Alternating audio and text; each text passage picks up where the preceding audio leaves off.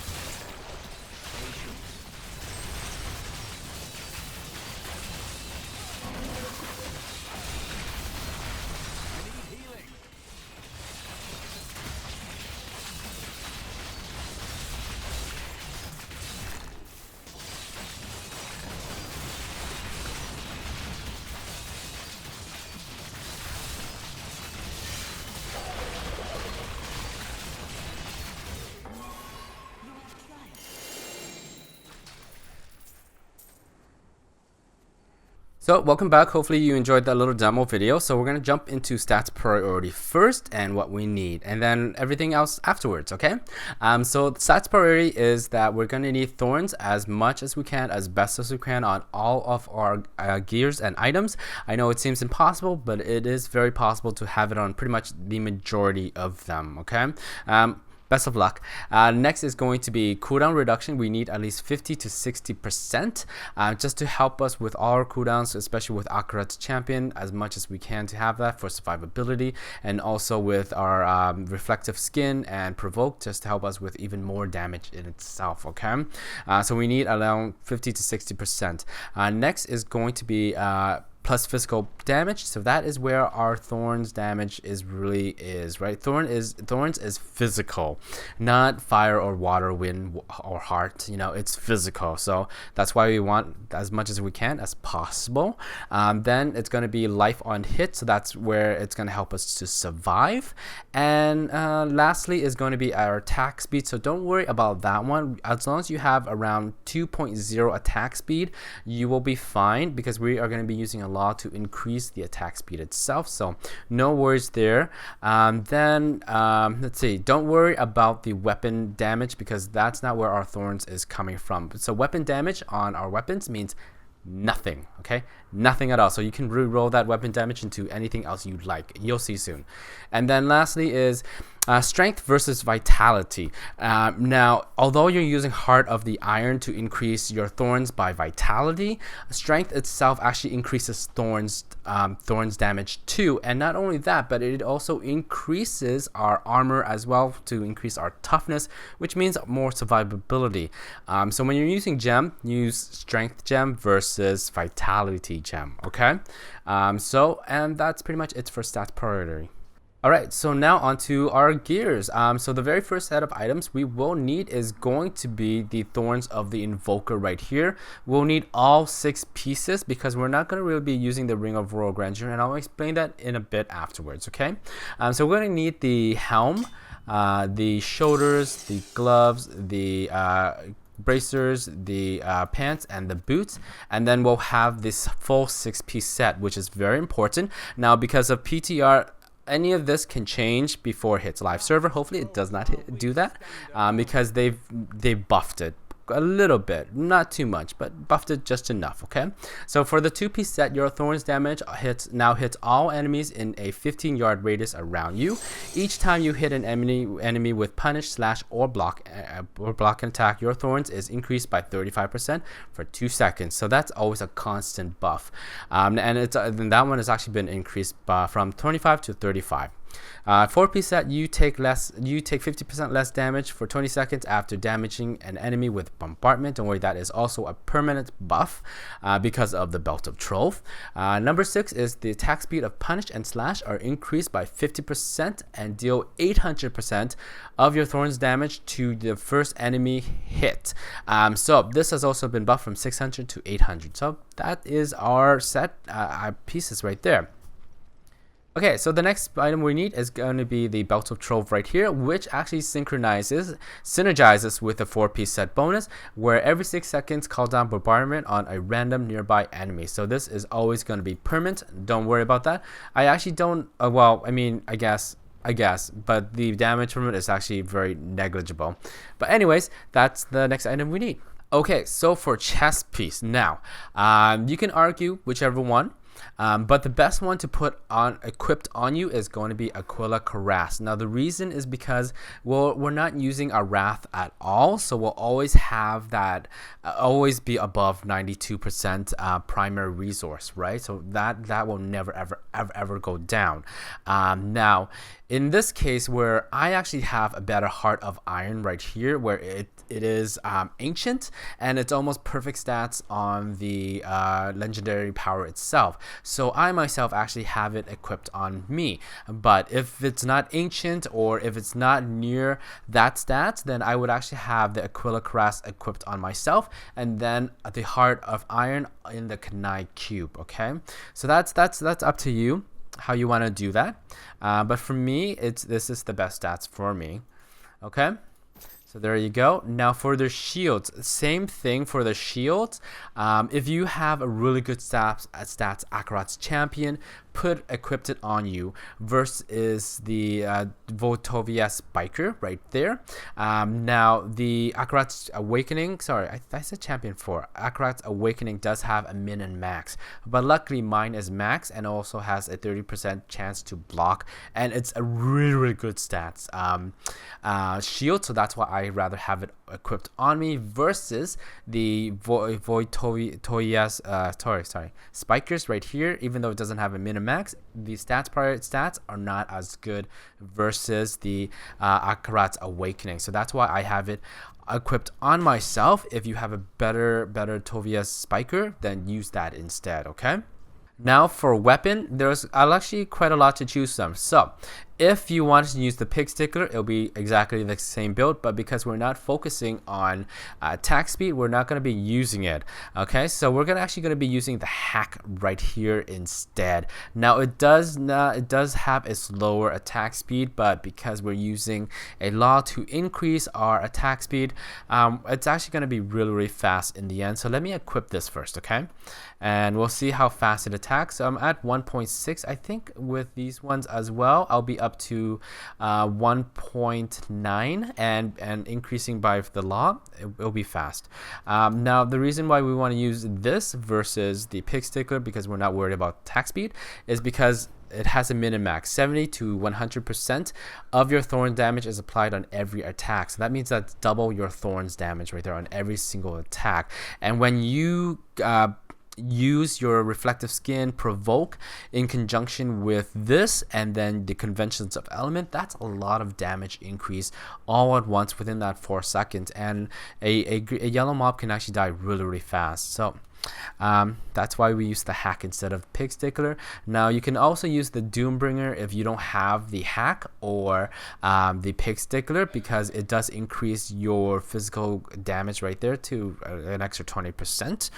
So that's up to you. And then if you're doing bounty, you'd actually use Swift Mount, just so that you can pretty much blaze through every other mob to your goal. Okay, so that's why we use that in our weapon. Okay, so for our ring, okay, we're gonna be using the Justice Lantern right here. It's pretty much easy. It does have a block chance percentage right there, and also we gain a damage reduction to 45 to 55% of our block chance. So I'm pretty much at maximum right now. So I'm actually not at maximum, but 73.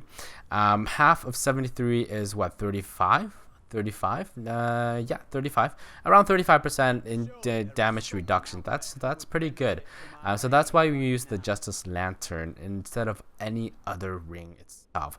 And the last one we're going to be using is going to be pretty much the Endless Walk right here. So the Compass Rose and the Traverse Repose right there, so that we can get the 2 set piece bonus while moving. Damage taken is reduced up to 50%, and then while standing still, damage out is increased by up to 100%. So when you're stationary, you get that buff. When you're moving, you get the other buff. Okay, so that's why we use all this item right here. So now on to our Kanai Cube. Alright, so I've already explained about the shield. So whichever shield is better, put it into the Kanai Cube. So right now, because of my Akarat's Awakening, it has an excellent stats. So I'm going to be putting in the Voltovia Spiker. And for our armor, we're going to be using Aquila Cuirass, because I have an excellent Heart of the Iron. So you can switch those two around if you really want to as well. That's up to you. Then lastly is going to be Conventions of Elements to help us increase in our Thorns damage when it procs physical. Okay, so when it procs physical, hit High Iron Skin, Laws of Valor, and Provoke all at once, so you get that huge damage increase, and hopefully that you have Akarat's Champion up while it happens, so that way you can kill an elite mob really fast. That's the Kanai Cube. Alright, now we are gonna go into our legendary gems. This is a no-brainer. Bayarski's chip right here adds Thorns damage. Taunt the first enemy hit by your primary skills for 2 seconds. So not gonna need to explain that. Next is going to be the Bane of the Stricken. So each attack you make against an enemy increases the damage it takes from your attacks by X amount, and gain 25% increased damage against bosses and Rift Guardians. So this is pretty much your Rift Guardian killer. Now if you don't have this, and if you use the Bane of the Powerful, the Rift Guardian is actually going to die much slower. So you'll notice that when you switch in between. Okay, and lastly is going to be the Bane of the Trap right here. So increase damage against enemies under the effects of control impairment effects by X amount, and then gain an aura to reduce these movements. So it pretty much activates itself right there. So that's the legendary gems we use. Okay, now for our normal gems, we're going to be using the Flawless Royal Diamond for our helm, so that we can get that cooldown reduction. Now I have 44.95, which kind of sucks, because I don't even have the Paragon Levels in yet. But so that's that. Next is going to be our normal gems, which is going to be Strength Gem. Like I've said before, Strength increases your Thorns and armor at the same time, and overall when you're using the passive finery, it increases your strength even more so. Okay, so that's why we use Strength Gem instead of Vitality Gem. Even though the Heart of Iron increases our Thorns damage with Vitality, Strength wins overall in the end. And for our weapon, we're going to use the Flawless Royal Topaz to increase our Thorns damage right there, okay? Okay, now, because of the change in the way of how the Sanguinar Embrace right here works, i.e., it's multiplied by all sources of damage, and you're probably asking, hey, why don't I just use this and use the Ring of Royal Grandeur and with this in conjunction? So instead of using the Justice Lantern, we'll use this, and hey, we get even extra damage. The problem here is that you're sacrificing block chance and you're sacrificing damage reduction for a certain proc that may or may not be as better than having the Justice Lantern. I did a little testing of myself. It's great, but the problem is that you're going to be dying faster, a lot faster, and you'll notice that. So you can go and try that if you want to. That's up to you. Alright, so for our Paragon levels, we're going to be matching up the movement speed with our boots and our rings. So right now I have 21% so far, and then we're going to increase by an extra 4%, so we have 25% in total. And the rest, we're going to all dump it into strength, okay? Not vitality, strength, because strength increases our thorns and our toughness armor, and also because we're going to be using the finery passive, that's going to be multiplied even more. Okay, our offensiveness, we're going to use cooldown reduction, and then our attack speed, critical hit chance, and damage does not mean anything, so you can leave that blank if you want to. Defense, you're going to have resist all, then armor, then life regeneration, and then life itself, okay?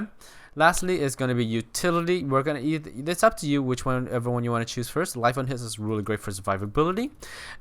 And then area damage is great for area damage. And lastly is this does not matter, and gold fine really does not matter, okay? Alright, so now for our skills, we're going to be using Punish with Celerity right here. So whenever you damage an enemy, you will gain Hardened Senses, which increases your block chance by 15% for 5 seconds. And then when you block with Hardened Senses, you also gain 15% increase in attack speed for 3 seconds. So this is one of the skills that will increase your attack speed. Okay. Next is going to be Akarat's Champion to increase our damage by 35%, and we gain armor for 150%. And it's also going to be what the fuck, bring us back to life skills right here. So that's why we use it. Next is going to be Iron Skin with Reflective Skin. So our skin turns into iron and absorbs 50% of all incoming damage for 4 seconds. While active, your thorns is increased by 300%. So that's really good. Okay, so synergize that with Conventions of Element, and you will mow everything down really easily.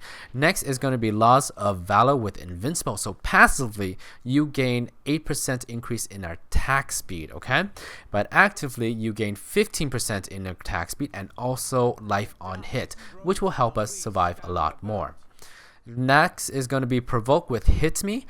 So you taunt all enemies around you, and then you gain 50% increase in block chance for 4 seconds after casting Provoke. Now all the enemies that you hit with Provoke will activate the Voltovia Spiker to double the amount of damage that they take. Okay, so this pretty much goes in conjunction with the shield. And lastly, we're going to use the Speed Charge with Endurance just to help us run around. That's pretty much it. For skills, next is going to be our passive skills right here. So with Fever, while wielding a one-handed weapon, your attack speed is increased by 15% and all cooldowns are reduced by 15%. That's why you want that. Next is going to be Hold Your Ground. You can no longer dodge, but your block chance is increased by 30%. Right there. Iron Maiden, so your thorns is increased by 50%. Great right there, more thorns damage. And lastly is going to be Finery. Now you gain 1.5% strength for every gem socket into your gear. Okay, so this will help us multiply our strength by 1.5 for every single gem that we socket. That includes legendary gems as well. Okay, so now if you don't want to use this, which is actually really great because it'll multiply your thorns even more and your toughness as well, you can always use Indestructible if you feel the need to use Indestructible for more survivability, for the extra what the fuck oops type of moments. Okay, but I wouldn't recommend it. Finery is still really great. So lastly is going to be our follower right here. So we're going to be using the Templar. The most important item that we want on him is going to be the S of Johann right here to pull all the mobs as best as he can in when it procs. And then the Thunder Fury right here to decrease the damage that the enemies are done by 30% for 3 seconds. And of course lastly is going to be his Immortal Relic right there. For his skills, we're going to be using Heal to heal us and him, but mostly us. Then we're going to use Loyalty to increase our life regeneration. And then we're going to use Charge enemy dealing damage and stunning nearby enemies. So enemies will be stunned. You can use Onslaught too, but that's pretty much useless. Lastly is going to be Guardian. When your life is low, the Templar will come to your aid, knocking back nearby enemies and heal you. So this is another oops what the fuck type of moment that you need. Okay, so that is it for the follower. Alright, so that is it for the guide. I know it's pretty much the exact same thing as before, except for little tweaks here and there and more explanation done. But it's actually a really great build, even for season 6 or non-seasonal players, because you can actually really go up that high. As I mentioned before, it really does depend on your Paragon level and your gem levels, and if you have ancient gears, and also if your gears are augmented, and lastly is how lucky you are with the Rift generation. But overall, even without all that, you can still move up really high until you get to 70, 75. That's where you're going to plateau, and that's where you need to augment. You need ancient, you need higher Paragon levels and higher gem levels as well. And overall, it's still really fun. I really still love this build, and hopefully you guys do too. And hopefully those of you who are new to this game have fun with this build itself. Okay, so what I need you to do is I need you to go to the link down below for diablofans.com and upvote it. Because that would really definitely help me out grow this channel and grow this video itself. And like this video, share this video as well, and don't forget to press subscribe. If you have any questions, comments, do leave them down below. I'll try my best to help you out, because I do have work these days and it's hard to do sometimes. Anyways, thank you so much again for watching. I'll see you guys later. Bye.